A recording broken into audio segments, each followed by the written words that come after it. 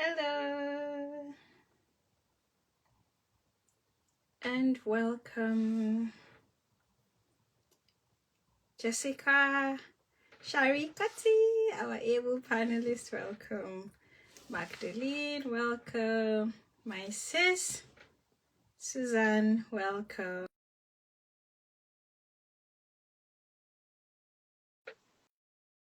Welcome, everyone. How are you doing? Hope you had a good day. Hello, Mama Yani. Welcome to Hello. So good to be here. How are you? Hope you had a great day. Yes, I did. Hi, Jess. Hi, Jessica. Yeah, fabulous to have you here. Thank you. I see Suzanne. Good. We're doing good. Thank you. I'm doing good.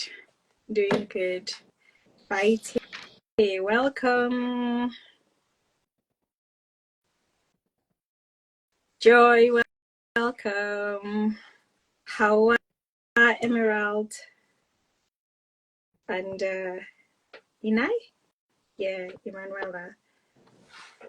Ella, happy to have you all here. Thank you for joining. UD.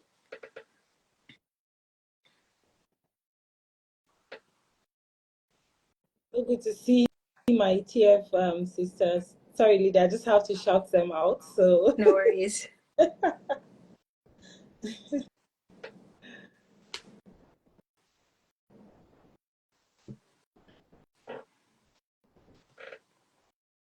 So just adding the other panelists.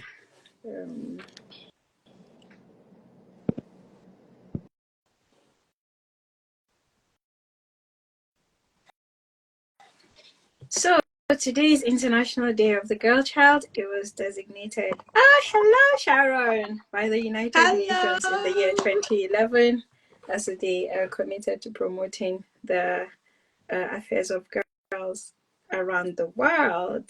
Fabulous. I think Dr. Kennedy is joining in. Hi Jamie, welcome. Miss Yastu, welcome. A pleasure to have you.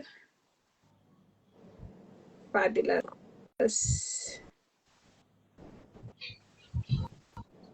Thank you. Hey Kana, how are you? Am I rotated? hi, everyone. Hi, I'm rotated. Should rotate. Yeah. Sorry. Pics by Miss Marie and Zagrafi Photography. Thank you for joining. I am therefore a delight. Good to have you here. Dr. Jabs, good to have you. Gonna start in a minute or so. So fabulous. Thank you so much, everybody, for joining in tonight. It is such a pleasure and such a privilege to be gathered together and to just share based on our experiences and not just sharing that, just providing solutions and our thoughts basically on how we could improve the welfare of young northern Nigerian girls. So all of us come from the region, all of us know some of the things that we faced growing up and also some of the dynamics that are current in the area now. So we just wanted to have a chat, one to amplify that there's such a need, and then to share how we've been able to overcome some of the challenges so that at least girls could find our story relatable, and importantly for them to even see if they feel that we are mentors that they could look up to, or they feel that within our network they have somebody that they could look up to that would inspire them and could serve as a mentor to them. Why not? So all we are is just kind of laying down our lives and sharing our stories freely so that we could improve the access that our young girls access that they didn't have or we didn't have, and providing it for them and also reinforcing what is there. So we're not here to reinvent the wheel. We're just here to strengthen the hands of people that are doing fantastic work over there and just increasing the pool of resources that our young ladies can look up to and just expand it. So we're very, this is powered by Northern Lights and Ladyville Educational Consultancy. You hear about Northern Lights in due course, but Ladyville Educational Consultancy is an education mentoring platform. Basically, it's a social enterprise, so it runs educational seminars, workshops, and tours. Some of it free, some of it at highly discounted prices for the kind of value and all that you're getting. So you could check it out to see some of the work that we've been doing over the years. So for today, we're going to be discussing education as a tool for vision, a chat to young Northern Nigerian girls. And I'm so blessed to have my panel of fellow Northern sisters that are doing amazing work in the purpose that God has called them to. Toby Ransom, I nearly said Toby Brian. Let your husband not flog me. Toby Ransom, Dr. Jilantikiri, and Habiba Sharon Yakubu. So thank you very much. My name is Lydia Jilantikiri. I'm the founder of Lydia Educational Consultancy. So I don't want to say too much about our guests because I want them to give them the field for them to talk a lot about who they are and what they do. So I'm going to start like this and I'll keep rotating. So yes, Sharon, if you could please share who you are with our audience. Okay, I think I lost you a bit. Have you found me now? Yes, I have found Okay. you. Yes. So the last thing you said, I missed that. Just tell us about who you are. Oh, okay. Yeah. Hi everyone. My name is Habiba Sharon Yakubu.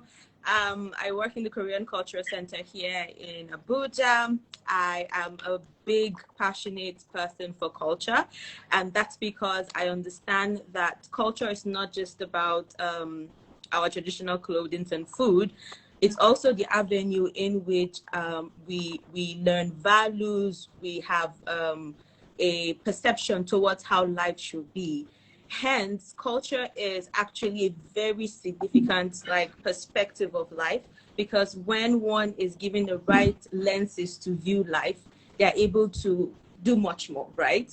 So I'm very passionate about culture, and I talk a lot about culture. I talk a lot about women empowerment from the angle of understanding who a woman is and how useful we are in promoting, the best of the world, in making sure that the world is a better place. So this is just a few things about me. I'm trying to see how I can keep them together. Thank you very much. No worries. Thank you so much for sharing. Kana, can you please tell us about yourself?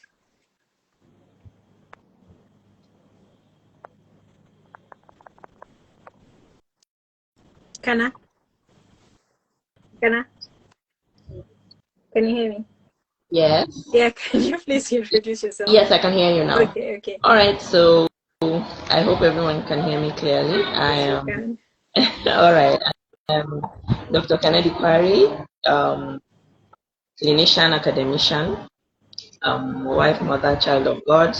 Really passionate about the girl child and her growth, her advancement, and her stepping into the role that God has preordained for her, despite all the limitations and all associated challenges. It is indeed a possibility, and we are here to talk about that today, and it's a pleasure. Thank you very much for having me. No worries. Thank you so much. And last but not the least, the fabulous Toby. If I say Brian again, Toby Ransom. Brian again. Ransom. But it actually feels good. Yeah. It feels good hearing Toby Brian again. So it's been a while. Hi everyone. I am Toby Ransomed. I am very passionate about education, about children. I believe God has called me to the field of education, because education is an important tool in shaping the lives of people, shaping their mindset and things like that. And I think it's really a privilege to actually work with children. Like I say, I remember whenever I do teacher training and I say it in Hausa, Yara Amanani, like I don't know how to explain Amana in English, but it's like a trust. Children are a trust that have been given to us by God, and what we do with them, we're going to give account of it. And that is what I see education as. Like, working in the field of education, I believe that God has given me access to children as a trust, and to work with the different people in the field to shape the lives of children, and show them what's possible and what's with their lives. So I live in Abuja. I'm a wife, I'm a daughter, a sister, I'm a mother. I am just everything. So I'm really, really like honored to be here with everyone here. And thank you to everyone that has taken the time to join us. Yeah, fabulous. Thank you so much, ladies, for all introducing yourselves. I was wondering, did I introduce myself? No, you I did. think so. No, you haven't. Okay, hi everyone. My name is Lydia. I am passionate about education and empowerment. I've been in academia working as a lecturer, currently studying for a PhD in biomedical engineering, but I'm also quite involved in different sort of outreaches that inspire, that promote education, and not just in formal setting, but also preparing students and people, young people, for life beyond just the formal education sector. So we've run series like Being the Informed Graduate that talks about financial literacy, things like networking, how they can use education to sort of help in building, mapping their career paths. So yes, that is me in short. So our topic today is education as a tool for vision. And when we speak about vision, we're talking about something futuristic. And our discussion today, education being a tool for vision, we're wanting to say that, okay, in talking about the future, in talking about planning for that, how can we use education as a vital ingredient that adds into sort of that flavor as we're going on that journey. And education, especially in the context that we're looking at, is not just restricted to formal education, because that's just based on a strict kind of syllabus, a strict curriculum, but also informal education via things like this, that are webinars, or different kinds of contents that are out there. Kana was kicked out, but she's gonna come back in. So yeah, that's something that we want to talk about. So I'm going to start with you, Toby. When we're talking about education as a tool, generally speaking, right, you've had quite extensive experience, especially working with very, very young children. I know that after was it after uni you were teaching, like is it kindergarten also in Yeah. Well, fresh? I Yes, started while in uni. exactly. Whilst in uni, you've done Bible club, you've taught students in professional school settings, and then you went on to do your master's in, I think, early child education. And now in the space that you are seeing, international, in an international development organization, you're seeing it from the other perspective in terms of policy, in terms of, so you've seen both sides. You've seen both sides. So how can you say that, how can education be used as a tool, especially when you're targeting the early years? Because it's quite a journey, right? So you've seen from the top down and from the bottom up. So how can you say that, or what would you advise, especially to the young mothers out there, especially in the north, seeing the reality of the north? How can education begin to be used as a tool for vision for young children?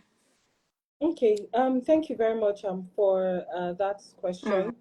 I find myself saying thank you very much for that question as a habit, because I read somewhere that it's very, it shows that you're polite, and gives you time to gather your thoughts. That's basically what I'm doing. I'm just trying to like gather my thoughts and then be polite in the process and also be very professional. Yeah. So yeah, but that is an important question. I didn't expect such a heavy question at the beginning. But like I mentioned earlier, education, like I mentioned earlier, like it's a valuable tool in shaping the minds of children, right? Or even a people, because an adult can decide to go back to school and then a new world is open to them. But then, like you mentioned, education is beyond non-formal education, because we also have non-formal education. And Yes. I mean, there's a focus, so much focus on formal education, because that's the pathway to paid employment and then being like a productive person in the society. And to a large extent, that can be a bad thing, in that like we now focus on academics and forget other aspects of education, right? So I would say for a young mother, or even uncles or aunts that have nieces and nephews, because I mentioned in my post, about having the importance of having a village or a community, bringing up a child.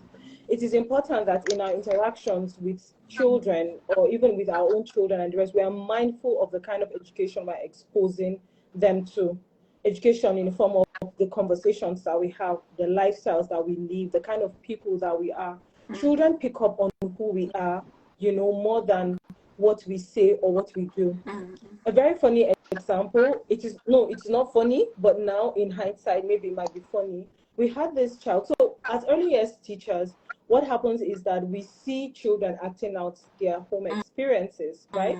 And then when they go back home to the act out class experience. So that is how parents are able to know whether a teacher is beating their child or a teacher is beating someone, and then vice versa. And we had this child come in, like it was time for play, and then this child came in, pretending to have her bag. She threw her bag by the side, took off her shoes, and just walked to one of the doors and then smacked the door and started shouting at the door and the rest.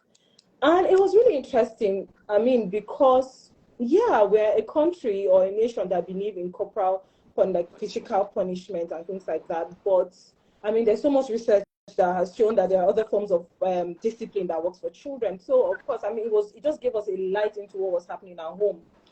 So I made that statement to show that children see who we are and what we do more than what we tell them. And in trying to bring up children that are educated, that are exposed, they learn, they're speaking French, they're speaking Korean, and that, let us not forget the non-formal education that we expose them to, the values that we expose them to, how you treat people, how you talk to people, and most importantly, what we tell them. Because what you tell children also, like, either puts a cap or opens up to them a world of possibilities of who they can be and what they can do.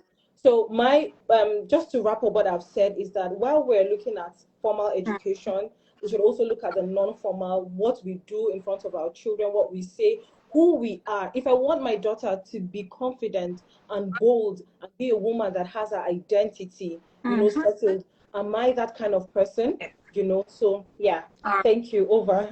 Thank you so much. That was just so rich. That education is not just restricted to formal settings, but informal settings. And yes, our children are listening and they're looking and they're replicating what it is that they see. Fabulous. Thank you so much. Kana, you're a mommy of energetic boys. So you've seen the transition from when you were a young girl to when you were a teenager, when you were the hot babe that you're not like you're not a hot mama, but when you're the hot babe, but now you're the hot mama of the hot wife and the hot mama and all of that. What would you say that with the constant transition that you've gone through, and also sort of the reality, because you're a teacher in Sunday school and even in teens church, and sort of the reality of the North where it is that we've gone, and you faced you were sharing that example of that person that was just like, which means I didn't want my wife to become like you. What can you say that for young girls coming, how can we subtly begin to introduce the concept of like no limitations, because you're living it out? So how can we, because we have practices that put a cap on womanhood, right? Stereotypically speaking, a northern girl is raised to be hospitable, to be respectable, to basically be a homemaker, and we all appreciate that upbringing. It is fabulous, it's contributed to our, but unfortunately that is only the capacity that it's being reinforced. It's almost like going against the grain for you to be for the young lady to be known beyond just the concept of a homemaker and a daughter, and just in family settings. Except maybe educated parents or the kind of school, for them to say, okay, you can be like a NASA astronaut and all of that is almost unheard of. So how can you say that we'll begin, and based on your experiences, summa cum laude, medical school, and being a mother and thriving, so you are representative of the ideal, but that is not just who you are. There are other things that you're also thriving at. So how can we begin to have like that kind of mindset that reinforces that our women are capable of more, our young women are capable of more? How can we keep on reinforcing that mindset and in a way sort of shifting all those limits out? So, well, that's it. That's a lot, actually. It's going to take a long time to unpack, but I'm just going to go straight to foundations. How you have to start from the beginning of something to establish certain things. And I would say I was fortunate enough to have a very good foundation. I was believed in very early. I was encouraged to do a lot of things. There was no cap on my voice. There was no cap on, presentations, even from the youngest in my young age. Everywhere I was allowed to, speak, express myself, be corrected and all. But one of the major issues that I've experienced with these young ladies is largely fear. Fear that comes from their parents and is projected on them, or fear that is within them that has not been, dealt with. And that also takes you back to who is responsible for this child. They know, several of them know that there is such potential. Well, the first place you go to when you have such ideas or, such graces is you go to your parents or the people that are in charge of your upbringing, your guardians, and you talk to them about, oh, I have such an idea, or I have such a, and then because of our environment, it is tapped instantly. I've seen it in younger ladies, I've seen it in children, in younger ladies, in even married women, young ones. They are just their mothers are obsessed with, oh, I want to marry you off, because my friends are marrying off their daughters, and then you have fathers who are testy when it comes to the whole issue of having your daughter at home beyond a certain age. They just want to get it over and done with. Whosoever this gentleman is, or whatever plans he has for it's inconsequential. Bring a man home. Whatever your ideas are, if it's something that should come to the light of day, the man is going to support it. If not, well, you should be a wife and mother. After all, you shouldn't dream too big because you are going to emasculate your man. So it's largely fear. From my experience, from my observation, people are just afraid of the possibility of you being. So most times when they see, they see us doing certain things or achieving certain things, they're like, you are the exception to the rule. But the beauty of this is that these girls gravitate towards us. They begin to come to you, they begin to want to talk to you, bounce ideas off of you. And I found that there were some that once I'm like, okay, let's do it like this. Okay, even if it means funds, okay, I'll fund it to this extent. Okay, so let's pursue it like this. The parents begin to resist even me. I'm telling them, no, it's just okay. We can do it within the confines or circumference that is controlled, and not really taking them away from the path that you have planned for them. But you see obvious resistance, and it's really painful to see. I've noticed some who have been married off and they are really miserable in their homes, and they are coming out of their shells, but the direct interpretation of that is rebellion. So there's a lot of work that needs to go into making people feel and believe that it's really okay for the girl to actually pursue other things that are outside of being a wife, being a mother, and maybe just having a degree here just to say that we paid school fees. But besides that, the fear needs to be dealt with. Thank you. Thank you so much. So much to unpack. Lydia, sorry. Yes, go on. Sorry, I know you want to ask Sharon. Sharon, I apologize, but I just thought to ask Hannah a question. Yeah, sure. Like, fear is a problem, just like you mentioned. And then I just want to ask you, like, have you faced any societal pressure in trying to conform? Because there's also that thing of a crab in, like crabs in the bucket, and the one that tries to come out goes back. So have you faced any form of societal pressure? And maybe in just one or two words, like, how did you navigate it? Because, and then I'm also looking at you and your husband in Maiduguri with your family. How are you able to just sustain who you are and then pushing to become who God has asked you or who God is calling you to be?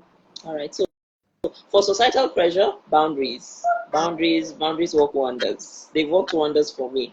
You just need to come out, and people need to know who you for who you are. There are some of our cultural, activities. I'm pretty sure all of us can relate to certain expectations that people have of you because you are married into a certain family, or because you attend a certain, ministry or whatever, and because you are a wife, you should do this. And the simple answer is, if I'm not inclined to doing this, no, I won't, I can't, I'm sorry, it's not something I see myself doing. And you should be okay and comfortable with that, because even some of the older people feel insulted when you say no. And that is one of the major problems that the girls are facing. They cannot say no because they are afraid that because we live in a culture of, conformity, and the older one is always correct. If I say no, they're going to feel insulted, and therefore I don't want to insult them. Just say no. Create very clear boundaries. As for, maintaining the identity, in a marriage, the couple have to be able to communicate what it is that they are trying to achieve and the synergy, such that you speak with one voice, even when you are swimming against the tide.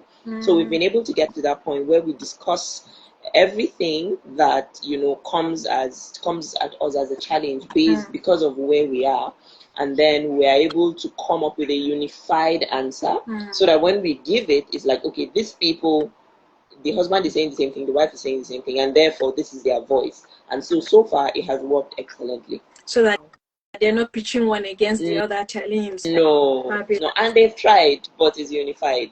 Oh, thank you so much for sharing. Toby, that was a fantastic question. Yes, thank you for answering. Yes.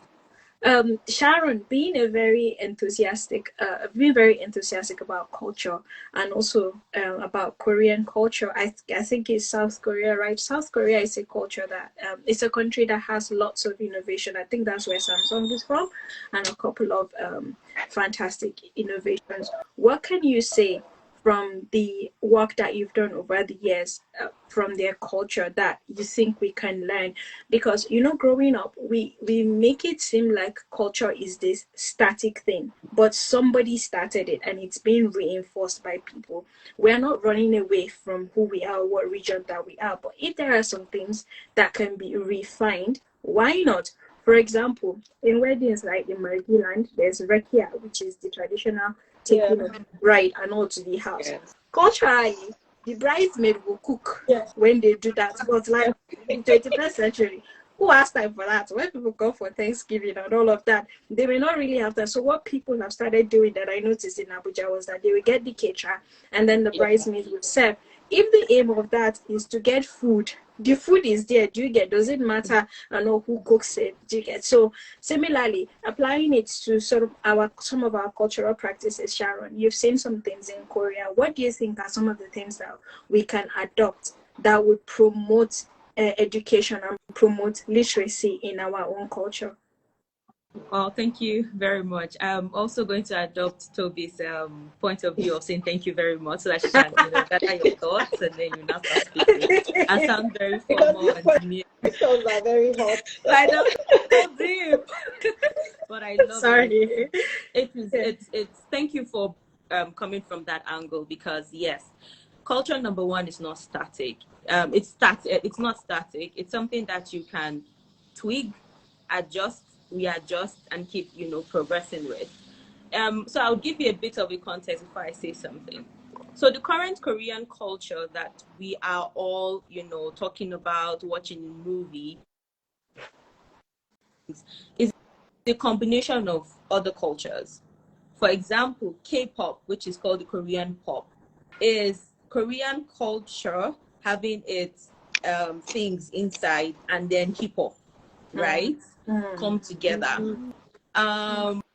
When you look at former Korean culture, that's from Neo-Confucianism, you see that the Chinese culture had a lot of influence, right? So it's something that is constantly fluid, and being able to adapt to your current situation and finding a new way of retweaking it is what is making the progress.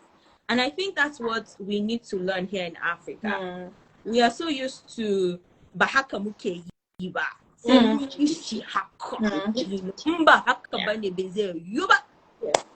My ancestor did it that way. If it's not that way, it's not that way. Right now, if you want to travel, you cannot use your leg. It's not giving. You gotta use a car or other tools. That's actually adaptation. That's actually retwigging your realities to move forward. So we have to first realize that to move forward, we have to do it up here. The problem is that we want to move forward showing it, but we are not moving forward in where the movement needs to be, which is up here in the mind. So we want to wear new clothes, we want to have the new iPhone 16, we want to have all the cool stuff, but we don't have the mind that carries those things, right? And that's the problem. That's the one thing that I have seen in South Korean culture, like in the Korean culture, that is so great. The ability to carry this thing, put it in your own, twig it and push it. So you have hip hop, which is known for basically hip hop was known from the black people, right? Black race. And they're like, okay, cool. This hip hop thing is making sense. We too, we like hip hop. All right, let's add our own. So we added the Korean language to it. They added the traditional Korean clothes, some, bloomy colors, some lyrics that make sense. And now we are celebrating K-pop. Some people even find it hard to even remember hip hop. It's K-pop they know. Even in the Korean movies that we're all like, oh my god, Imiho, if not Imiho, I die forever. Oh my god, Nepa just did their best. Nepa a man's shift, a transformation. Their names. Is it TCN? You guys, I'm still in Nigerian. It's fine, I'm still here. But I hope you can hear me. We can hear you. Okay, that's great. All right. So, like I was saying, even in movies, right? The Korean movies that we watch now, we see the combination of many things. We see that they speak Korean language, which is Hangul, but at the same time, you are seeing the English lifestyle, the wearing of the suits. You are seeing the talking about French food and all of that. So one of the things I would really harp on. Don't worry, we are back. So one of the things, thank you very much.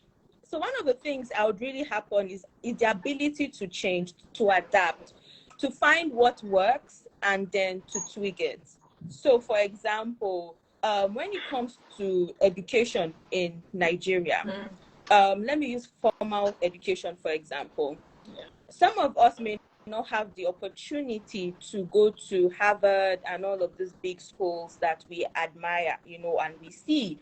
But Harvard has come to us. If you go online, there are free Harvard courses. So this is a joke. I was seeing someone's HR post, and the person was like, somebody added Coursera to part of their education on LinkedIn. Like, and but in all honesty, the person got an education. Right? So now the opportunity to go online and be able to study anything, like the internet has given us such, it has opened us to the world. We can explore anything, learn anything. And in fact, not even the internet, sometimes even the people around us that have done some level of good, we have access to them to go and ask them, what are you doing? I would like to learn from you. Sadly, the one thing we have done is that we become competitive or try to find a way to to look down on them. And say, I knew her from her mother's house. And that limits that, and that's the truth. Like, these are some of our mindsets that are really limiting some things, and we just have to tweak it for us to proceed. Thank you very much. Fabulous. Thank you so much. Such a rich conversation. Everyone's just spitting so much wisdom and so much sort of insight. Thank you. Really, really appreciate it so far. Sharon alluded to two things at this end of her answering that question. She alluded to mentoring and she alluded to digital tools. Toby, I'm going to pick on you because I know that you're heavy and you invest heavily in your life in personal and professional development. Like you spend money in growing and all. And sometimes, as not even just as Northerners, sometimes just as Nigerians, we tend to say that once I'm done with school, which is formal education, that is it. I am not going to pick a book. And then you see some people, right, can spend X amount of thousands of money, pounds, dollars to go abroad to get a degree that, let's say, running in the tens of thousands. But then if they see a certification that may be like a fraction of that, maybe $1,000 or 1,000 pounds, will be like, they want to eat our money and all of that. So sometimes that further education that could just be the breakthrough that we need to go to the next level. We are just looking at the financial implication, whereas we have spent much more in sort of one sense, but we're just thinking, maybe the person is not worth it and all of that. So can you share some examples, not really difficult, but share some examples of how further learning has helped in propelling you forward, because we're seeing education as a tool. So further learning has helped because that further learning has contributed to vision, it's contributed to your future thinking of who you are. So that we're emphasizing to our young ladies that, look, it's not just our formal education, informal education also propels us, and sometimes you have to spend your own money to go further. It's not just, okay, my father did it until this point, for those that have that kind of sponsorship, but you having maybe a personal development budget and all of that. So can you please share from yours? Okay, yeah, thank you very much. So just like you mentioned, usually for us in Nigeria, but more so in the north, because I'm from the north, I'm from Borno State, so I can comfortably say I know my people know me. Right. One thing is that when you even look at the number of people that go for further education, even the formal one, like, is limited compared to our counterparts, like in the south and southwest especially. I remember when I went for my master's and I saw one person from Borno State in that mindset, I was very happy because it felt like I met my brother. I bet my brother did not come there to read. That's a story for another day. But anyways, that's just it. But I think it's very important for us to know that education is beyond the certificate. I understand that for us in Nigeria, we go through, like, because we have a certificate so that I can get a job, or so that I can just tick the box that I've completed, this level of education, and then I'll either marry or get a job and the rest. And even when we get jobs, I see people like going for their masters and the rest because of the paper, and not because they really want to engage with what they are studying. I so much believe in the power of education, and like you said, not just formal education, even professional development and the rest. But before you even start spending your money, what have you been doing with the free courses that you have access to? That is even like a major starting point for us. Like Sharon said, we have Coursera, we have YouTube, we have everything. Even let me even go to even church, because I know a lot of churches do professional development. I think, what have we been doing with what we are getting? If we do not value the knowledge that we're having for free, you will not value the one that you spend your money. In fact, you will not see the need for you to spend your money. And then also another thing that has helped me, like in continuous learning and the rest, is that we have to overcome the cynicism that comes with not seeing the result of whatever training you're putting yourself through. So one conversation that I've been having a lot with my colleagues and peers is that education is it's a long-term investment. Education is, first of all, expensive. It's a long-term investment that just because you put your child in nursery 1 today, you're not going to reap the fruits tomorrow. Also, just because your child has finished university, your child is not going to hit it big to the next day so that you gain the fruit of your. No, we have to see education as a long-term investment. And it's the same thing with personal growth.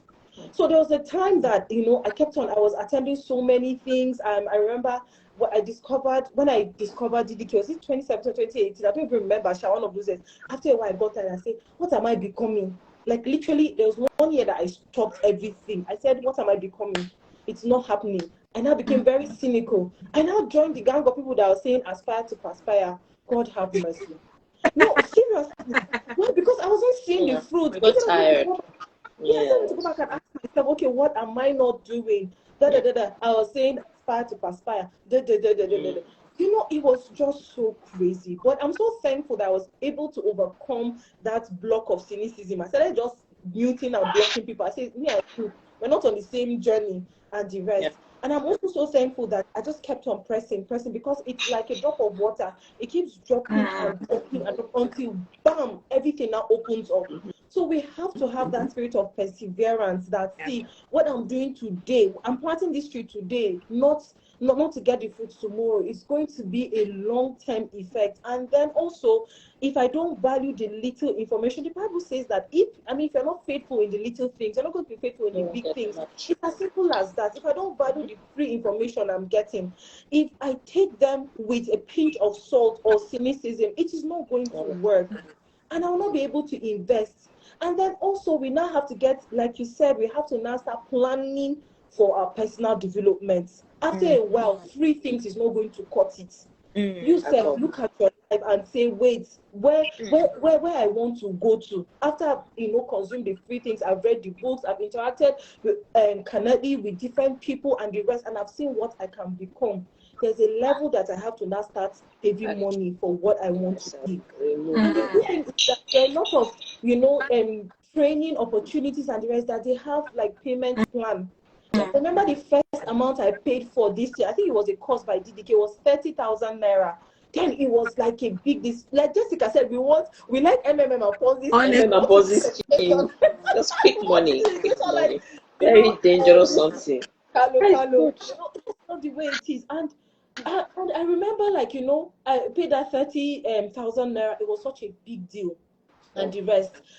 But gradually, years over years, I'm thankful that, I've been challenged to do more. And I want to do more. Because you see in this life, there's a level that you want to get to that it's not just free things. Even for you to get your own investments and for you to show accountability is when you bring out the money from your pockets that, you would even value it. So yes, as we're engaging with what is free, let us act on it. And let us also have that long-term mindset and then start saving. I remember someone said, I was talking to one of my friends, Ada, and I asked her, like, oh, what are your plans for this? And she said, oh, she has worked on like a plan for professional development.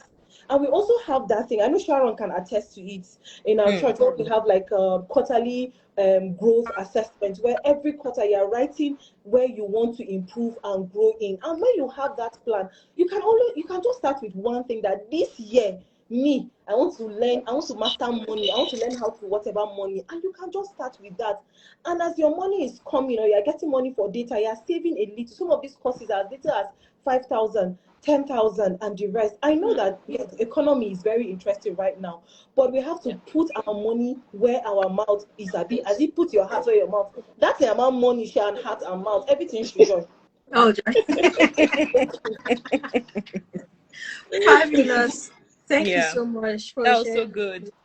As we start, was it some days ago I saw that Money Africa and on their platform they have a savings app called Ladder, and then on it they put like that apparently you get access to Money Africa's free courses if you save 50k with Ladder. I was like, I didn't know that. Yes. So it's a platform like this, and you get financial education because every now and again they share like, okay, if you had invested X amount of money at the beginning of the year, this is what it would be, and like stocks, whether it's Nigerian stocks or everywhere around the world. So education is so much at the palm of our hands now that sometimes we don't even have to go after it, and sometimes the danger of abundance is that we don't even value what we have. But that's part of it, sort of keep our hearts tender and not allow over familiarity sometimes to stop us from missing the resources that are available to us. So thank you so much for sharing.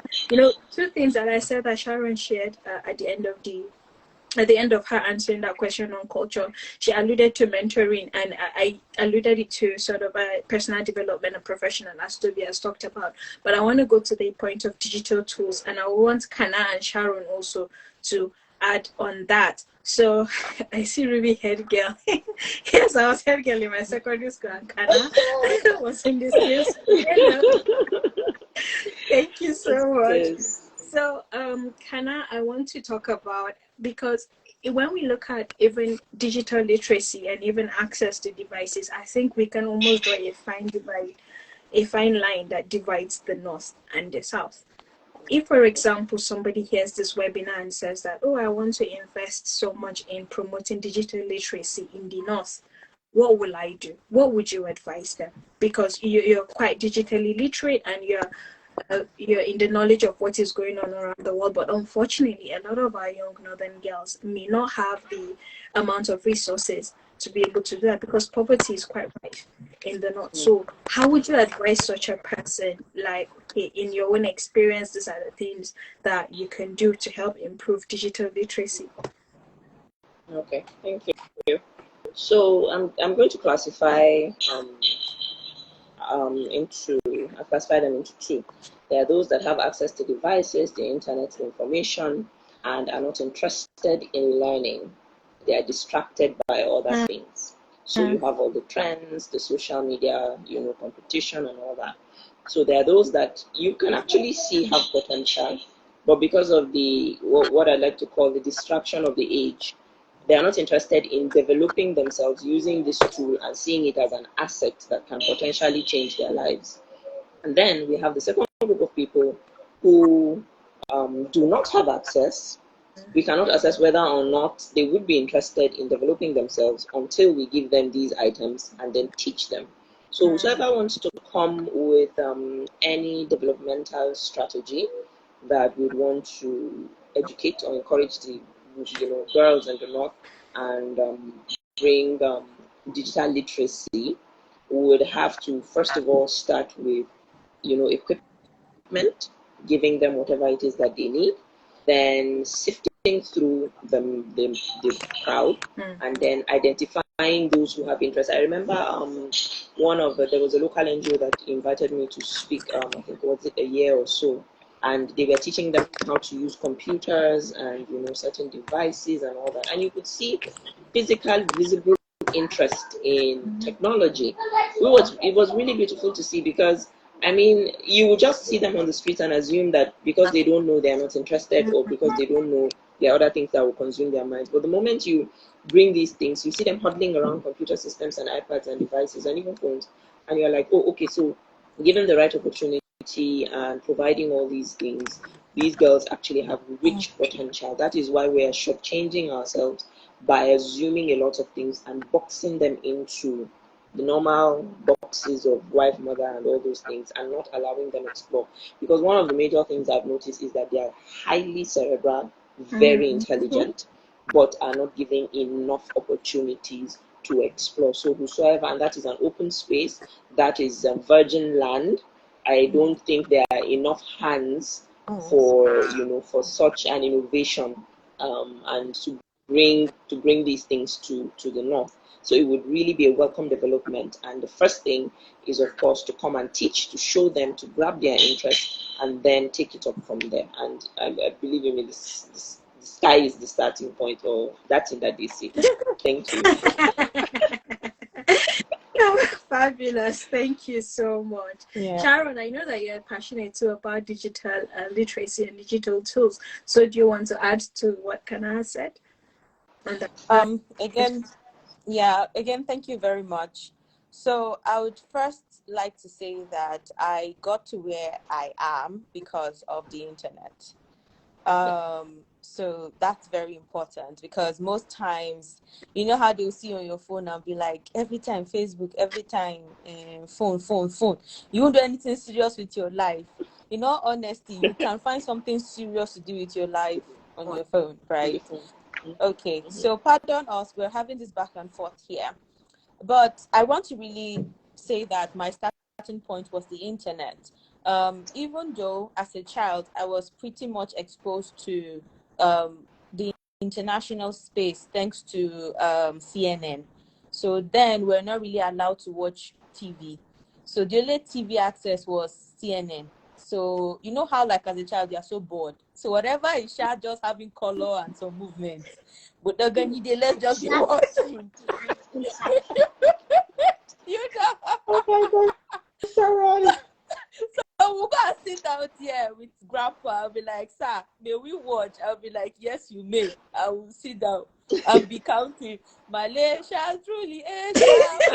Literally, that's how I grew up, right? But you know what that did to me? It exposed me to the world. It made me see that my world was bigger than what I knew, right? Even though at the time I was in a small village in Kogi State, I knew about America, I knew about Malaysia, I even knew the song Truly Asia. Like, I was knowing about what was happening in the Middle East, right? I was exposed to these things. And so I already felt this thing of I want to really see the world. Every time I saw Richard Quest, I don't know if you know Richard Quest. Quest means sweetness. My guy. every time he's always traveling. He's entering Virgin Always. Airlines. He's entering this Always. one, eating one food. He's speaking one English. You know, I wanted that life. You know, I didn't know what he was talking about inside business. I don't know. I don't care. But then Shakana Jirgi, you are entering things. I want to do that. That was how I started. And so as I grew older, I was, you know, somehow in the internet, learning stuff, reading about histories, cultures, and all of that. And it was in that process I began to, at some point, I learned about the Korean culture, and then I delved into it. The truth is, we have to start from a foundation of loving to explore. I think we should start from there. Digital tools are tools, like the word says, tools. But it first takes the person, right? The person is the one that makes the best use of the tools. Let me put it that way. So we have to learn to cultivate in ourselves the ability and the drive to explore. The word explore, sadly, has been deemed somewhat a negative word right now, because it's almost like you want to explore what no, explore is actually, it's not a negative word. It's a word that, it's something that should spur your mind to curiosity. Like how I started the Korean journey was simply asking, why is there a north and a south, in all honesty? So I read political science, and one day in class I heard about a country that is bearing the same name but north and south, and I was wondering, what's up with the both of them? And then I got to my room and I saw my roommate watching all these soap operas. By nature, I'm not really a TV person, and I used to yap them a lot. Kuna so love, kuna so love. It's not real. Thank God, God has helped me, because I know that love is sweet. Sorry. And then I you know, and I would say those kind of things. Do you know what caught my attention? I saw what made me watch that particular episode that started all of this in 2016 or 17, I believe, was I simply saw that the main character was wearing an outside shoes, entered into the house, removed his shoes, wore an inner house shoe. Now, that is something that is very common. Even here in the north, we don't used to wear our outside shoes. But it's basically in my head. I was like, they used to also remove their shoe. What are they doing? And I went and sat down and I was watching and I was asking myself, why is their language like this? Why is it like yo-yo? Why does it sound like it's like okra soup? Like, what's going on? And I went on. I'm serious. You have to ask the questions, because the truth is, growing up, we're told that you should stop asking too many questions. Yeah, says keep quiet, and that was because our parents were tired. They should have said, I'm tired. They were tired. I'm tired. Let's talk English. We're tired. Or I don't have the answer, you know. But they wouldn't. They say you are asking too many questions. Learn to keep quiet. But these were the kind of questions I was asking that made me say, okay, let me even go online and learn a little bit of their history. And I started reading from there. I was like, oh, interesting, fantastic. Before I knew it, I realized that there was a center in Nigeria. I'm like, Korea is in Nigeria. Let's go about it. And here I am today. So as much as we want to have the access to tools, we have to help them to know how to navigate and make use of the tools. And when I say make use and navigate, I'm talking about from the cerebral, being able to be curious enough to want to explore, to want to ask the right questions, to want to know the places to, to go to and to find.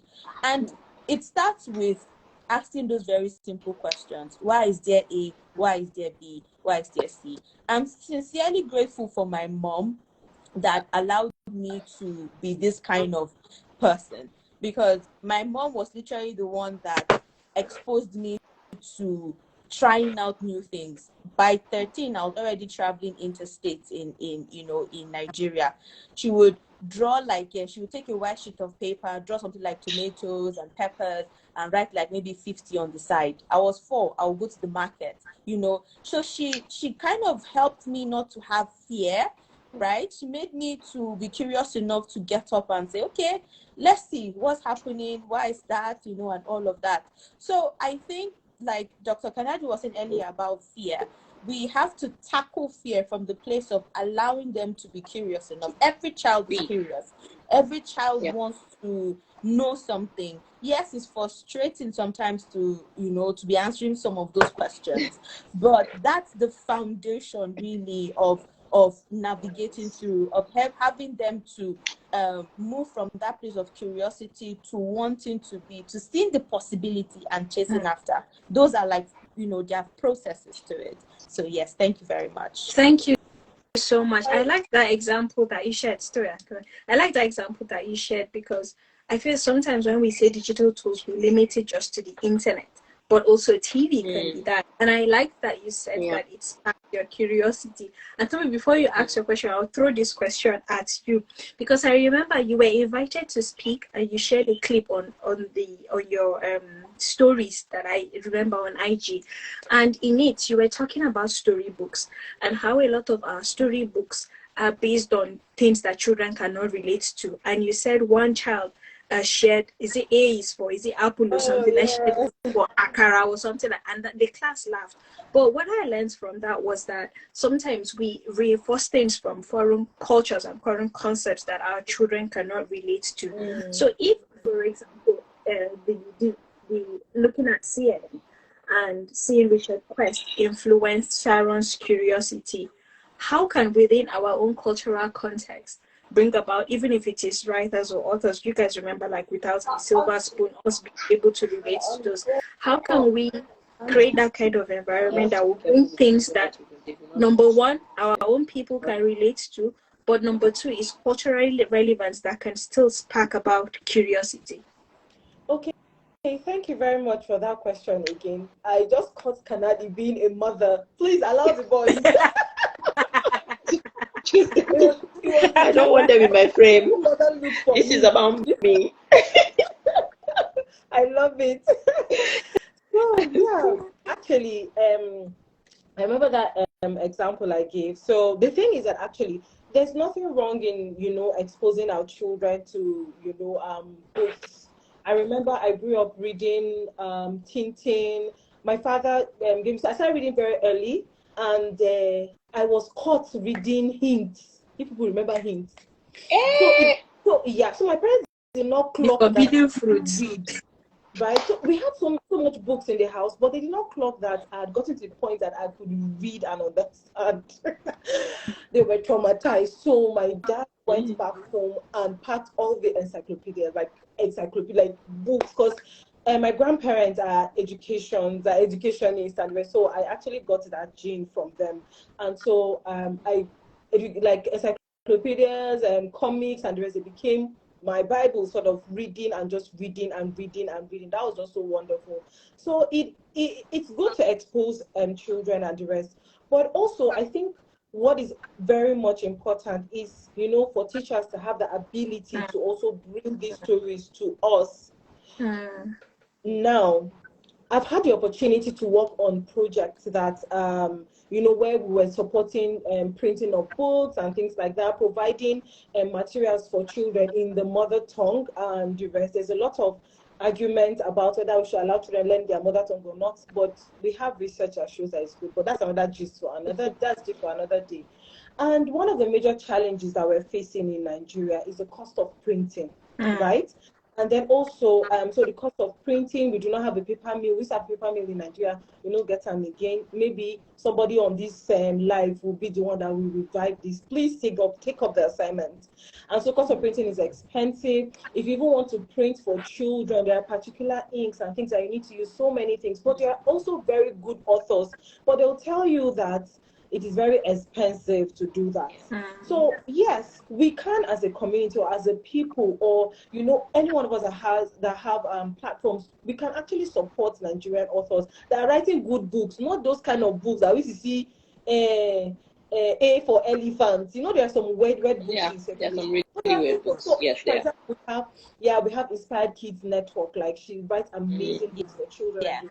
So how can we, as a people in our own corner, actually support Nigerian authors that are doing well and pushing their books? But also, we have to, that is the issue, that's another concern about quality education. We need teachers that can also think critically. Outside the box. For us now, when that example that I gave of teaching the children sounds, it wasn't in our lesson notes that we are going to relate the sounds to what the children like to moi moi or something like that. But because of the training that we had and the exposure that I had, it was easy for us to support the children. So when a child said monkey, another one said moi moi, we laughed, but we knew the child was learning. So the solution is actually like just different things. So I think what I would just say to pick up like your action point is in our own little corners, how can we support authors that are writing good children's books? How can we, give publicity to their work and to their work, right? How can we either support them, to find funding or things like that? And then also, when we engage with our children too, we encourage that link for them. So we're not going to say totally erase, books that are not for Nigeria, because it helps children to think outside of the box. But then as they are reading these books, even us as aunties, as uncles, as parents, let us engage with them to our home and see what they are reading. Then extend the learning. If today they're talking about snow and the rest, you don't get snow for Nigeria. But at least in Nigeria, you cannot start talking about the weather. Okay, so how many seasons do we have? Rainy season, we have Harmattan, we have things like that. So it is an all-round job. The area, the part of, ensuring that we have good teachers, training them and the rest, that one is left for, the government and organizations that are into that. So we might not be able to do that. But what we can do, let us also do. So I hope this is helpful. Thank you so much. You wanted to ask a question? Yeah, so I have questions. So I have 2 questions, but I have 1 question for you, Lydia, because you cannot be the only one on the hot seat, my darling. I love it. I think you can escape from us. Oh my God! I just saw Lady Grasha's comment. Thank you so much, Lady Grasha. What you're saying is so true. Yeah. Anyway, so Lydia, you are a lecturer, right? And then you're currently doing your PhD in the abroad. Now, you guys, I don't know if you actually heard, Lydia is doing PhD in biomedical engineering. I heard it too, biomedical, and chemical. I had large girl. I never research on top again. So my question is, Lydia has, we all grew up in Maiduguri, went to university, but then started lecturing in a different area, like University of Ilorin, went for your master's, then went for your master's, came back, started lecturing, then went back to your PhD and the rest. I know that all this thing you're doing is not just a physical work as far I get power, but there's a lot of mental work for you and the rest. Please, let us know, what were the mental limitations that you had? Those mental limitations that you had, and how you overcome it. So if you can just give us like 3, because I know a lot of the battles that I've fought personally, there were mental limitations, like, I'm not supposed to be here. There's no other northern girly like me and the rest. So please, imposter syndrome. What were those things, those lies or those limiting beliefs, and how did you overcome them? Or how are you overcoming them and even staying in this field and saying I belong here? Thank you. That was a very good question. You will not thank me for asking you. I can't. Thank you very much for asking me that question. That very, very loaded question. So similar to what you were saying, I think growing up, the support system and the informal education that we had, very blessed to have been surrounded by a network of people that have always been supportive. So starting from the home, my parents, my dad and mom, I don't remember ever being silenced or ever being said that there's this thing that you cannot become. And my siblings and all. And then I remember one of the things that I held on to. My mom said that ever since I was young, I used to say that I'll school abroad. Me, I don't have that recollection, but I remember from secondary school I used to say it. But she said that it started earlier. So I used to say it until one of my uncles that is abroad, they came with the family, and I expressed this interest in him. Now I've said it to people laughed at me and all that. Us will go to our own unit. But uncle listened. So uncle said that every term your results, send it to me. So I think that was one of the ways that I started overcoming that barrier, because it could start like a dream, but because I had somebody that actually took that step to say that, okay, every term send your result. And I went to Ruby Springfield College, Maiduguri, the same school that Kana went to the same school. So that that caught my attention. Actually, somebody was not only listening but actually giving me a sort of path. So I started doing that. And when I finished school, I got admission into UNIMED, the same course that I studied, dental surgery. I started UNIMED and all until I left. And then that time, my visa, first time I applied, my visa was denied until the next year. And then got so kind, I came to the UK and did sixth form, first and second degree, then moved back to Nigeria, and I got opened the door by a scholarship to do this PhD. So with mental sort of limitation, so one way I overcame that was having somebody that believed in me and sort of gave a pathway. Another way was the kind of books and the kind of people that I listened to. So growing up in church, I grew up in Living Faith, and you know Bishop Lydia is a trailblazer, right? He doesn't just do things just like that. So we got to see a lot of things that were not very common, starting off like a university, the kind of university. He's saying he went to Harvard. He researched, is it the top 10 or top 20 kinds of universities in the world before starting Covenant University.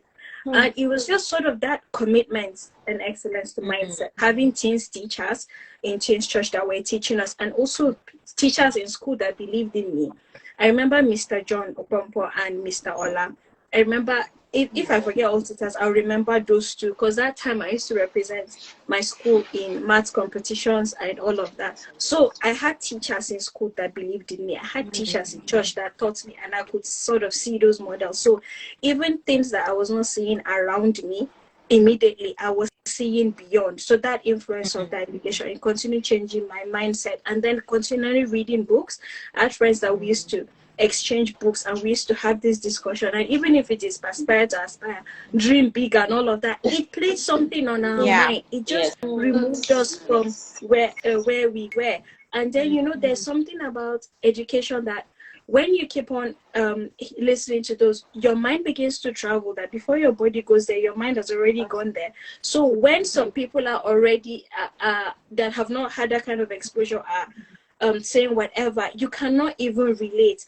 And then I think it's Apostle Joshua Selman that says that you reach some destinations before you get there, that when you reach some sort of mental destinations, that there is no how your physical environment has to match up to the level of transformation and all that you have. So yes, that was it going on. And then when I started lecturing in Unilorin, right, it was like this young northern girl, and I knew that all of us that have walked outside the north, we have faced this, because there is this very demeaning thing about being from the north, like they don't know anything and all of that. So I was just like, so if my degree was not from the UK, if my degree was from UNIMED, that means you'll be looking down on me like I got this job by any other means. I said, I did not know anybody.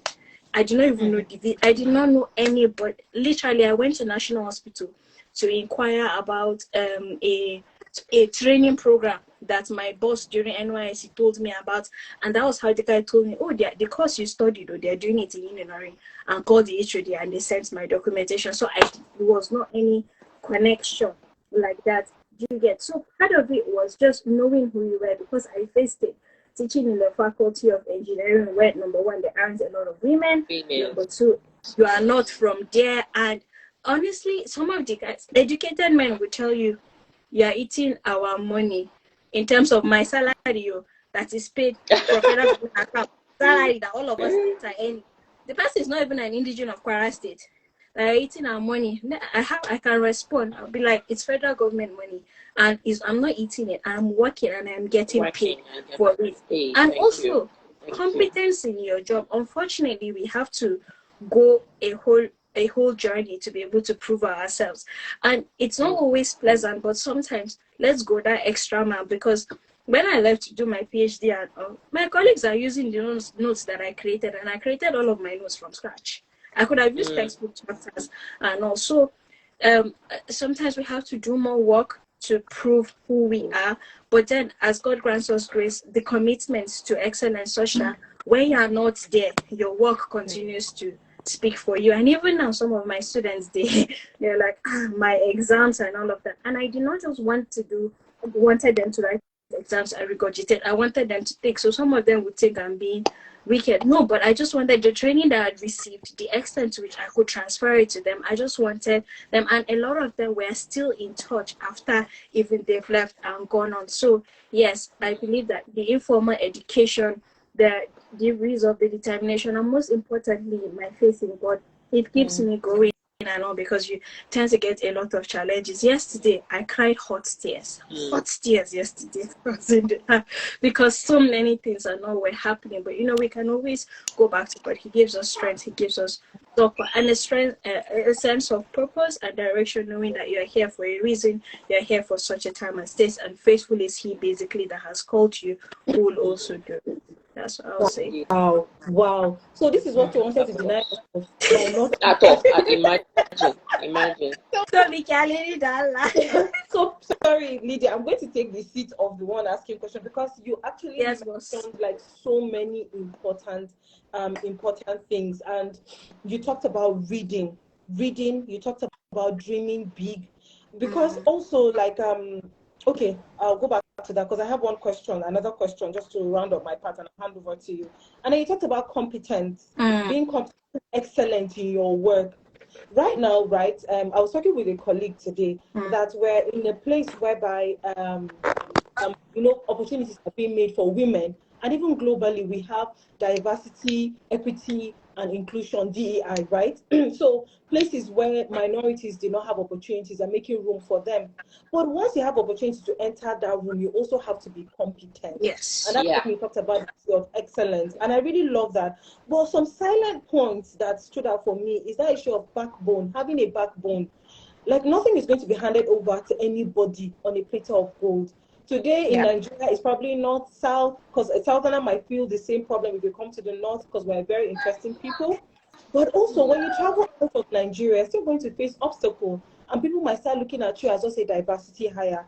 So you have to have grit, you have to have backbone and perseverance. Those are the things that I picked up. Because like everything is long term, and you cannot buckle under pressure and say, oh my God, they don't like me. No. And then the most important point was what you mentioned, like coming from the place of purpose, like knowing who sent you. You're here for a time as this. So if every other thing fails, you know that it is God that has brought me here. It is God that is taking me there. And I think that brings us to the point of having, a picture, or just going back to the place of engaging with God and having a picture of who He wants you to be, who you are to be in this life should not be based on any one of us. Oh, Lydia is doing her PhD. Yes, it can give you like an idea, but always go back to God, because sometimes, a lot of times our assignments vary.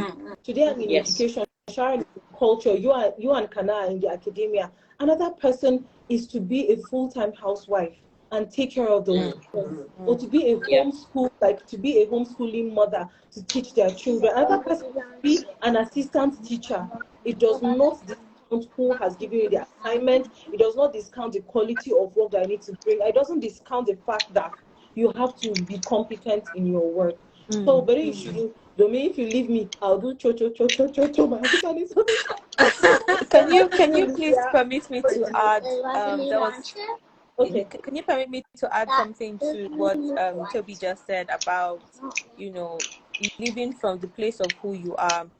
I really think that because we're in a world where we're trying to inclusion, diversity, equity, there's always the tendency to downplay the beauty of motherhood, of homemaking, and those other aspects, right? And I really loved it when she raised the point, because most times when we come up to talk about northern women, education and all of those things, there is that quick reaction to think that, oh, they've come again. They want our girls to be lawless. They want our girls to be shameless, pompous, kaza the why, the kaza, right? And but we have a great advantage. We are a people that by nature we were, like you said earlier, Dr. Kana. I'm sorry, you said, Dr. Lydia, that we are people that are raised to be hospitable. We are people that are raised to to care. And that's an advantage. So imagine if you were this hospitable person, you were this homely person, at the same time you are knowledgeable. Imagine the quality of service, quality of life, right? Yeah. The quality of children, the quality Yeah. of lifestyle that you be able to serve, right? Yeah. It's Yeah. really important that um we see that education is an all-rounder, not a way of Yes. pushing back, but a way of actually Mm-hmm. of augmenting Mm-hmm. and bringing possibilities Yeah. and shifting our lives from one phase to a higher up. For Yes. example, a majority of us grew up with seeing our mothers at some point had to be the major backbone of the house, right? Yeah. And it felt like if perhaps they could have had more access to more tools and education, perhaps they would have done better. So let us look at it from the angle that when we're going to school, we are going to school to actually do better, to actually serve. One of my greatest mantra is that everybody's hands needs to be on deck. So when the Mm-hmm. Bible said that be fruitful and multiply, he was calling everybody. Like, Oh. climate change is not happening to only the men, it's happening to everybody, so the world problems are not happening to just one gender, it's everybody. So if we can look at it from the angle of is everybody bringing their own bit to serve, the most important word here is service, that everybody is bringing a part of their bit to serve, perhaps there will be a different mindset to how this whole thing is looked out from. It's not to be on Yeah. top you, but to also bring my own means to be of service.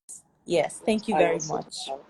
Fabulous. All of us like putting our own work and our own sort of resources together. Fantastic. Thank you so much. Emerald Hara says, my dreams are back alive to keep trying and pushing harder. Definitely, Emerald. Fantastic. I'm sure that all of us have stories to say for days about challenges, and also it's not like it's just these polished people that have had uh, maybe a very smooth path without our challenges. No, so do not allow the dreams to die. But I want us to look at Lady Gracia's comment. She says, speakers, what do you say to someone who is not sure of exploring new fields, especially for someone who has been schooling in Nigeria with less sophisticated equipment? I mean, I'm going to open up the question, but I want to give it a go to answering. So, Lady Gracia, I started lecturing in Unilearning in 2016, and I've had, I think so far we've had over 100 graduates so far from then on. And from that Unilorin, one of our ex-students is in, from my department, is in Cornell University doing a PhD. Cornell is in the top 20 universities in the world. Another, who is my mentee, is doing a PhD in biomedical engineering at Emory and Georgia Tech, highly rated. Now, actually, two now actually are there. One of my students my mentees that I call the second born, just graduated from France, from his master's. He graduated earlier today. What am I saying? The fact that you are in Nigeria with less sophisticated um, equipment, it can be a disadvantage, but it is not the complete lack of story. It's not the complete story, right?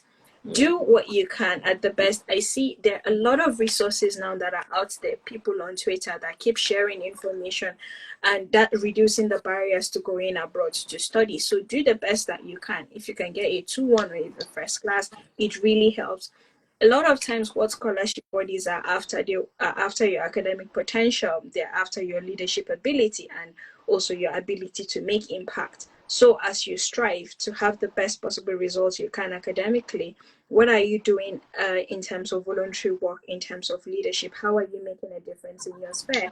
And also, networking sites like LinkedIn do exist. When you go on LinkedIn, maybe you see somebody that has attained the career pinnacle that you want to look at their journey. By the time you research like 10 people, you would see common and recurring themes, right? Look at their journey. See where you can fill that gap. Habiba mentioned Coursera. Toby spoke about investing money, and all. If it's for free or if it's paid, go to Coursera, go to edX, go on YouTube. YouTube is a free university. Invest time in learning, pick up a skill, and all. If you've decided to change field, it's not you may be a bit disadvantaged in terms of the starting point from somebody that has done that degree, but you can repay it in terms of you can close that gap.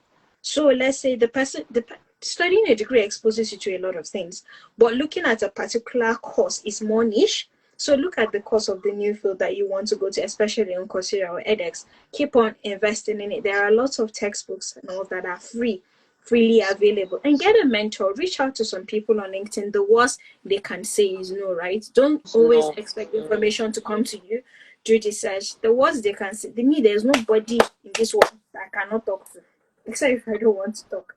Have something to strike a conversation with people. Send cold emails and all of that. There are lots of people that have dedicated resources to all of that. So being in Nigeria, it may have its disadvantages, but there are people that are out there putting so much information to help you overcome that barrier. So change of a career, you can always reinvent yourself wherever you are, and then your location does not matter. Yeah. I hope we're able to answer that question. May I also add something? Go on. Yeah, sure. So to the person that asked this question, I really relate, because in 2019, I was in this place of asking if I could ever do something worthwhile with my life, because then this narrative was, if you school in any Nigerian university, that your own is your own. You know, it felt like until you travel abroad and then you come back before you would have a sense of something, right? And so mine was even worse, because I finished school with a tutu, right? So it felt like, I'm done. So I read political science, and they would say, what do you want to use political science to do? I don't know how to argue. I'm the last person you want to meet and discuss Nigerian politics with. I just zone out, right? So like I was kind of disadvantaged from that angle, and also the fact that my education was not like a 2-1 or first class. So it really felt like maybe, and then I remember really praying to God. I was like, God, is there anybody, like, it's looking like until you travel abroad before you can do something with your life, can you show me people that are, of international recognition globally now, and, they are Nigerians and they have done so good, and that people are looking at them as think tank, as powerhouse. And I stumbled on Tony Elumelu, right? So one of my love for UBA Bank, it's not the bank, it's the Tony Elumelu that's behind the bank. I mean, all honesty. So I remember reading his story. I don't know if I know the correct information now, but I'll share what I think I remember. Basically, he grew up in Jos. His mom was, I think she used to sell like a petty trader of some sort. And I think he went to Uniben, I think, one of these Nigerian universities.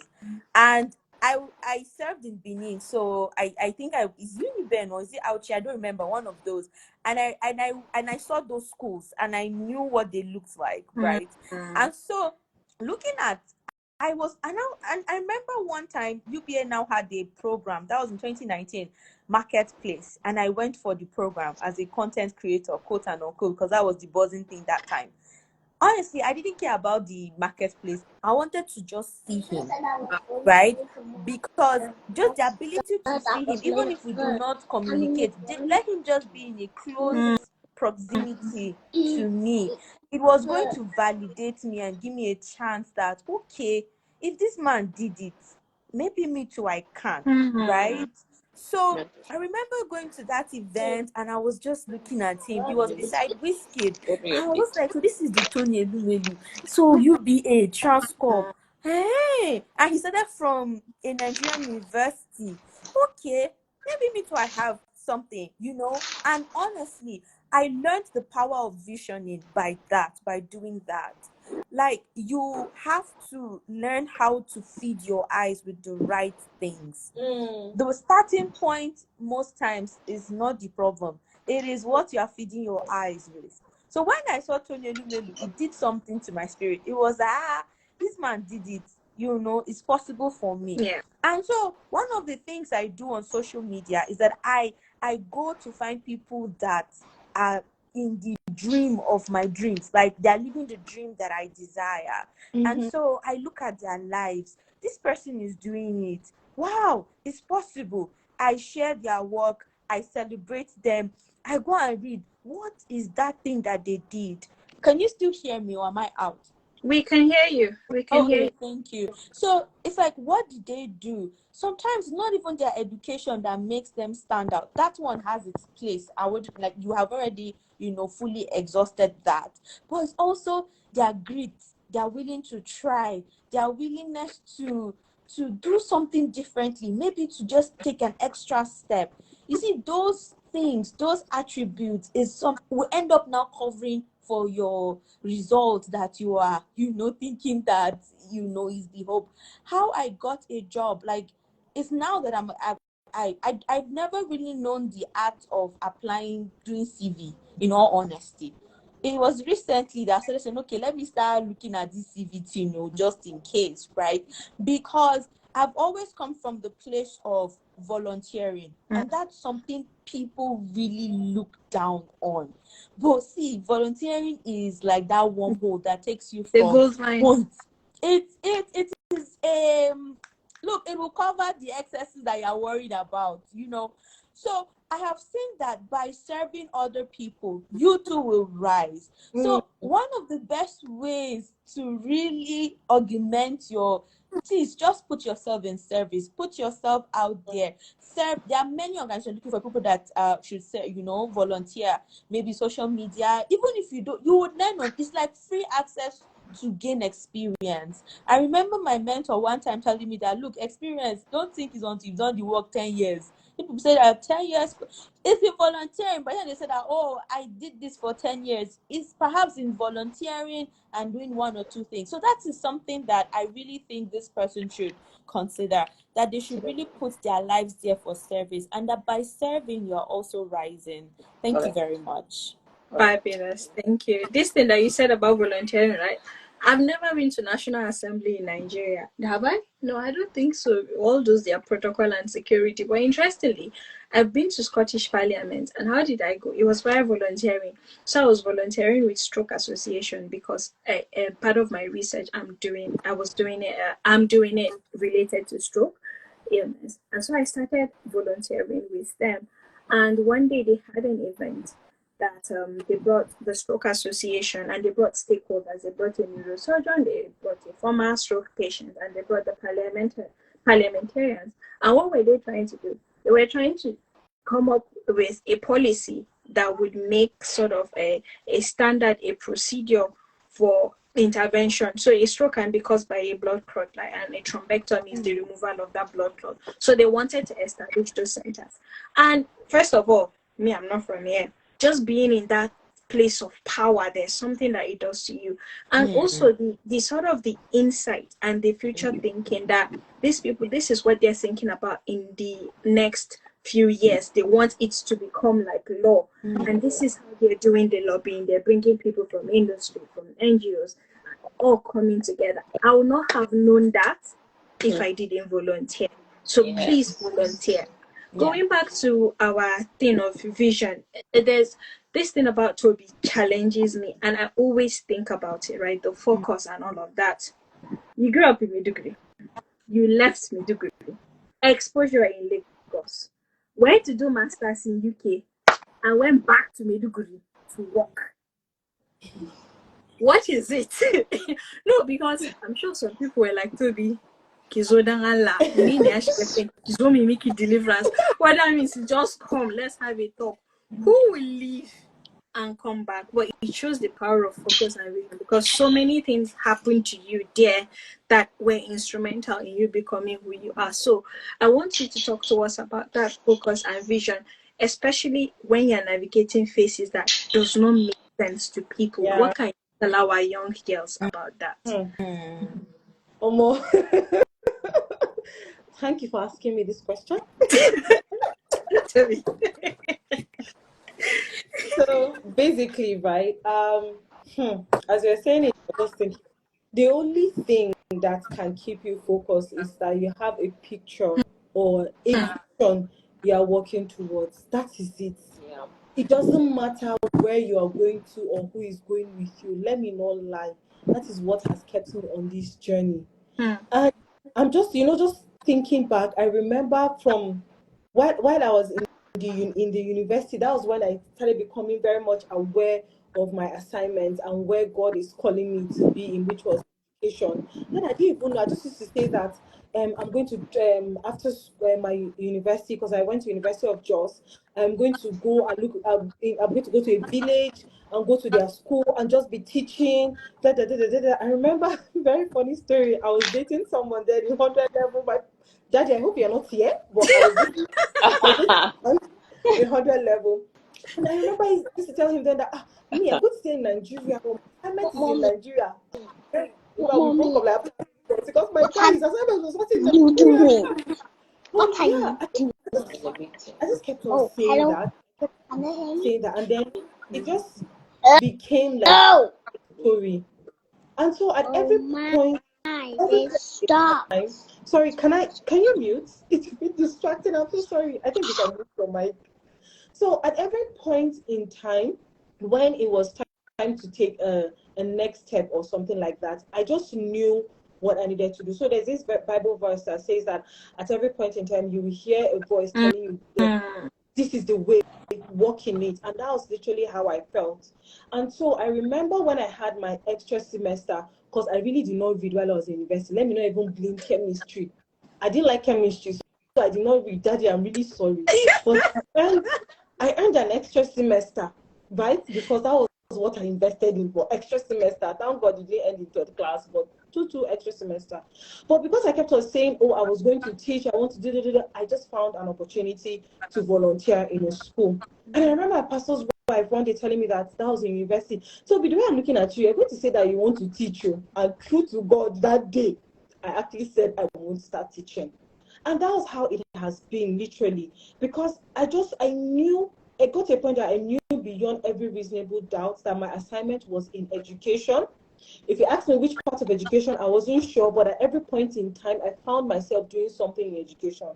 So it was either I was volunteering in a missionary school in Jos, or after that, after my school, before I served, because I was at home for 1 year before I went for my service. So I started volunteering in VBS in Equa, teaching chemistry and this, Then I now got an assistant teacher role in another school, in a private school, and I discovered early childhood education. And I said, this is my life. And then before I know it, I was serving in Lagos. I was still teaching. Before I knew it, while I was in Lagos, I used to tell them, although I knew that they were laughing at me, they would say, Mbaya, what are you going to do after your service? And I'll tell them, I'm going back to Maiduguri. I'm going to go and inspire young girls in Maiduguri. I used to say it to spite them because they used to laugh at me like, leave this outside girl. They didn't know better. To be fair, they didn't know better. I didn't interact, so I don't blame them. But I used to say that, but I didn't know that I was actually shaping my future. So getting to the point of applying for masters, my father did not have money saved for my masters. But I remember I wrote it down on a piece of paper that I'll get scholarship, scholarship and family contribution from different family members and even my friends. I went to the masters. Scholarship is scholarship, please. Yeah, and then of course my family members and even one of my friends. I remember she gave me 200,000. Said, Toby, I'm sewing this thing for your masters. Like, so amazing. I'm just saying that it was just that sense of purpose wherever it was. I remember one of my family members telling me that, Mommy, Kinasoki teaching, but teaching, basically saying, Mommy, you want to teach? Don't you know there is no money in teaching? And I told her, God will provide. So what keeps our focus in life is knowing without a doubt that this is your assignment or this is where God has called you to go. And even when in 2018, I think 2017, 2018, I went through burnout and I started losing, as in why was I doing what I was doing and everything. I still went back to the drawing board and saying, okay, am I doing what I'm supposed to do? Is this my assignment? Because at the end of the day, we have all been created for a purpose. We have all been designed to do. We have assignments. It may change over time. Tomorrow, if I feel led, if God tells me that, it's no longer teaching that I've been carrying or education, going to the service industry, I will gladly go. But the most important thing is that I know that this is an assignment. This is what God has called me to do. And sorry, just to round up what I'm saying, I was very, very privileged. I use the word privileged. I don't use it lightly. When I was in university, I found a church community that the pastor made sure that he drummed this thing about purpose in our head. Give us assignment. How will I be coming to church and you're telling me to write assignments? What are the problems? What are the problems that are paining me? How do I want to solve them? But that process helped me to identify that this is it. So yeah, the only thing that will keep us on the path, like that will keep anyone focused in life, is that you have a purpose. It's the same way that a girl will see a fine brother and saying, "This is my husband, this is my husband." Chase. So even if the man tells her, "You're not my wife," she will stay there because in her life, you see, focus. She has found for her that's the purpose. Anyway, that's just on a lighter note. But thank you so much. That was absolutely fantastic. Thank you so much. Somebody mentioned something about challenges that they're feeling that after listening to us, that their dreams, they will revisit their dreams because it's been very challenging and all. And I wanted to talk about that going through medical school, summa cum laude. I mean, it's no mean feat. Please explain summa cum laude, because most of us are not in academia. We don't really know it. So, you know how we have 2-2, 2-1, first class, right? First class is summa cum. Is it not, Kana? What are you doing? Don't be. Did you get it? Did you not get it? Yes. Summa cum laude is like the first class, right? Yeah. Sort of the 5.0 upper echelon and all of that. So, this person was mentioning challenges, and I'm sure that journey, in medical school and even way beyond, because there are many things that you've dealt with, and you have transitioned and navigated various seasons in your life, commitment to excellence when you were schooling, and being a wife, being a mom, and all of that. This person spoke about challenges, and we don't want to give a rosy picture. We just want to be real and all. So can you please give us some examples of challenges that you faced and how you were able to overcome them, so that people can say that, see, challenges come to all of us. Everybody gets their fair share, but we are here just by the grace of God that we've been able to overcome it. So if you can share a bit on that, please. Okay, well, challenges are part of life. I mean, the spice of life. You wake up in the morning and there are no challenges from morning till night. You're like, what exactly am I doing here? So it's actually, for me, what adds spice to life to an extent. And I believe that when they come, or expecting them to come, is also a very important thing. It's a mature perspective. You know they're going to come. So how do you deal with them even before they come? It starts from your mind.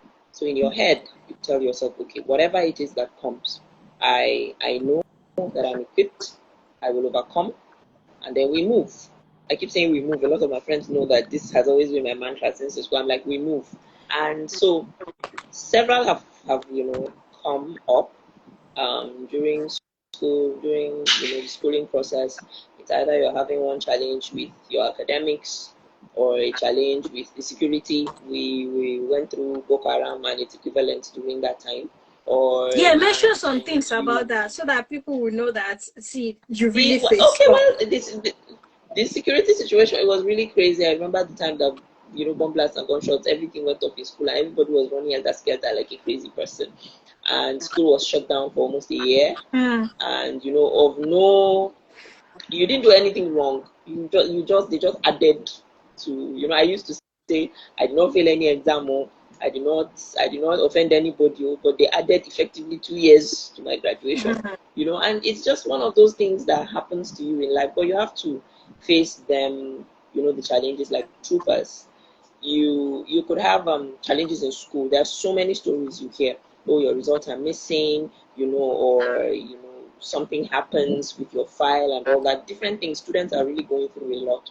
But then it's all in your mind. It's not the end of the world. And then life definitely goes on. The thing is, I have a kind of mindset. I don't dwell on problems. So when you say, okay, this is a problem, the first reflex is solution. Where's the solution? Where's the solution? Even my husband said he said it's actually a very non-feminine approach to doing things, because for most of us, we know that women tend to dwell on problems and just magnify and amplify the voice of the problem. But if you are the kind of person that just says, yeah, okay, there's a problem here, but where's the solution? Where's the quickest solution? I need to find the solution. Your brain goes into overdrive and you begin to find, so the challenges are definitely going to come, whatever dimensions they come in. As a student, as a wife, you have challenges that come with responsibility, with parenting. And when we're talking about seasons, I just reflected on the fact that seasons actually come and go. There's a season where, okay, you are in this stage of your life as a wife, a new wife or whatever, and then later, okay, the children begin to come. Or you now have to reinvent and reappraise who you are essentially. Then you step into the role of being a mother. You step into the role of, okay, you are growing up and people begin to call you auntie and they are seeking your counsel.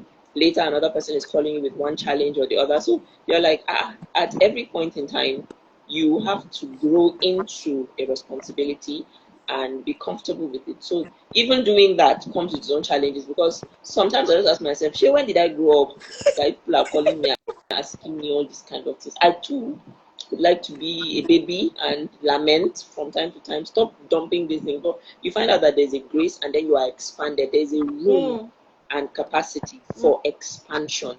So if you decide to remain small and complain, well, then you're not going to open up and you're not going to expand. But when you're like, okay, this is a new thing, and all right, I intend to see where this leads to. Let me see if there is room for expansion, and then you expand yourself, you apply yourself, and you find, oh, just like a balloon, just adds more air, and then there's real room for growth and capacity for expansion. So those challenges will definitely come, but work on them first in your mind, so that when they come, you're kind of garrisoned, and then you respond to them accordingly. Fabulous, thank you. That thing that you said hit home. My niece that I was there when they put out of the surgery, the girl is a legal adult now. And this thing that we I'm just like, Muzama auntie Yanzu. We are there already. We've gotten there. We've gotten there. The reality, but this has been such an insightful conversation. So I'll just to round up right now. If you had one thing to say, or should I make it two? But if you just had a few things to say to the young Nigerian northern girl that is watching this about education as a tool for vision, what would be your parting words? Okay. For me, I would say you need to let yourself breathe. Recognize the limitation of your location and your pedigree, and grow from there. Don't limit yourself. Just because you are limited doesn't mean you should be limited. You shouldn't also fight it in the context of fighting. You should actually fight through.